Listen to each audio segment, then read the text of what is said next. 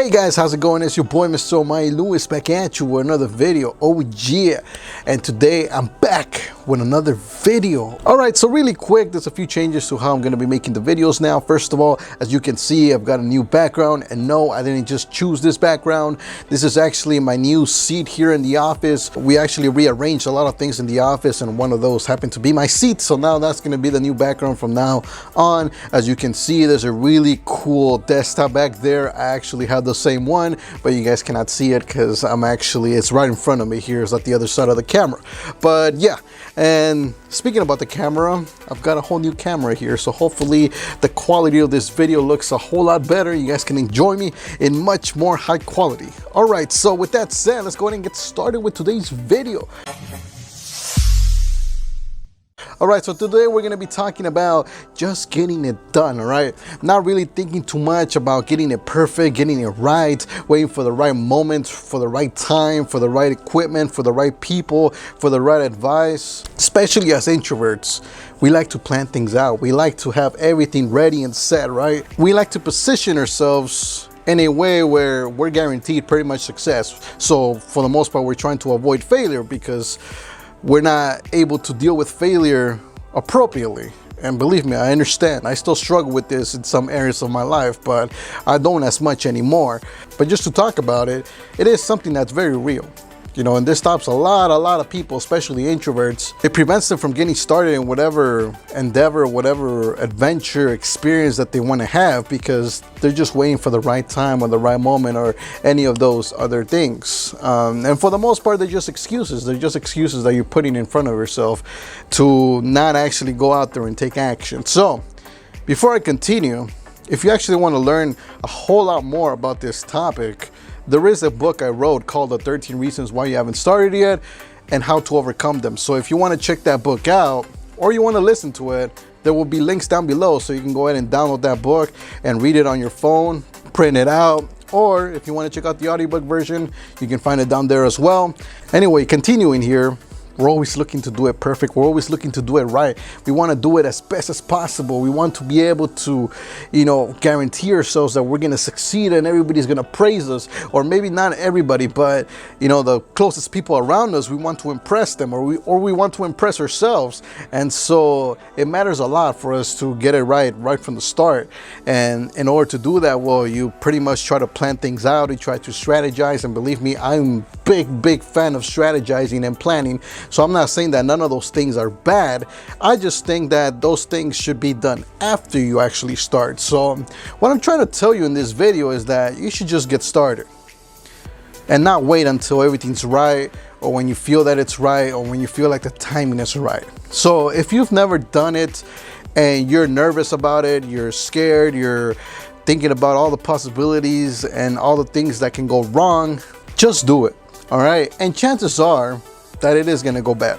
Just so you know, it's going to go bad. All right. No matter how, optimistic you are, how positive you go into the situation, most likely you're going to fail. And that's normal. The reason why you're going to fail is because you have no experience. So you've never done it before. And because you've never done it before, it's very obvious, it's pretty much logical that you're going to fail. And that's okay. There's nothing wrong with failing. Now, obviously, this is easier said than done. When you're actually in the situation and you actually fail, it feels horrific. It feels like a nightmare. It feels very down-putting. Your self-esteem goes down, your confidence goes down, and you start to feel like this is probably something that's not for you. And that's normal too. That's something that's going to happen to everybody. I'm not telling you here to just ignore it or to expect those thoughts to never actually be there, because they will. Everything will be there. Most likely, your first experience with doing something is going to be horrific. And there are times where it isn't actually. Sometimes you will get lucky and you will actually perform really well. And you have to be conscious about that too, because that in of itself isn't good either. When you go into something and you actually succeed, you do really good, it's not something that you should celebrate. Because, let's be honest, that was just luck. That was just luck. If you got lucky and you did really good, you performed well, you got lucky. Don't take that as proof that you're amazing and that you're really good and that you're just gonna go out there and you're gonna own everybody, because that's just not how it's gonna work. You got lucky, meaning that you can only get so lucky with a certain thing. Let's just say you decide to go and, I don't know, record a video like this one, right? So you go and you record the video, and the video happens to come out pretty good, you know? The video comes out good, you show it to your friends, your closest people, and they love the video. And you're like, yeah, you know, like, I'm so good at making video, I'm just gonna continue making videos, right? Video after video after video. So you start pumping these videos out, but then little by little you start to realize that you're not as great, because the more you do it, the more you start to realize that the first time you actually got it right, it was just luck. You start to realize that that luck, you're not in control of it. You can't control that luck. So you're pretty much leaving it up to faith, you know, if you're gonna actually succeed or not. And that's just not the way that we operate, especially as introverts. We do not want to operate in that manner. We actually want to operate in a way where we can proactively guarantee ourselves that we're gonna succeed. And in order to do that, we have to practice. Okay, consistent practice is what's gonna make you good. All right, because in that case, you actually have experience. You've actually done it. You have hands-on experience. You have times, memories, things that can help you perform better and better the next time that you do it, as opposed to somebody who just got lucky. The one who got lucky doesn't necessarily understand why they got lucky, why it came out good. But the person who actually practices, they're more likely to run into more failures, because, you know, they're practicing, they're consistently doing it, but they will understand eventually why they're failing, and they will understand how to fix it. And when they fix it and they actually get it right, they know exactly why it works. They know exactly why they're successful. They're not just wondering and pretending that they know how they got successful, because they know that they've put in the hours to do those things. And so that's really what matters, that you actually put in the hours, that you practice, you take action, you actually get it done.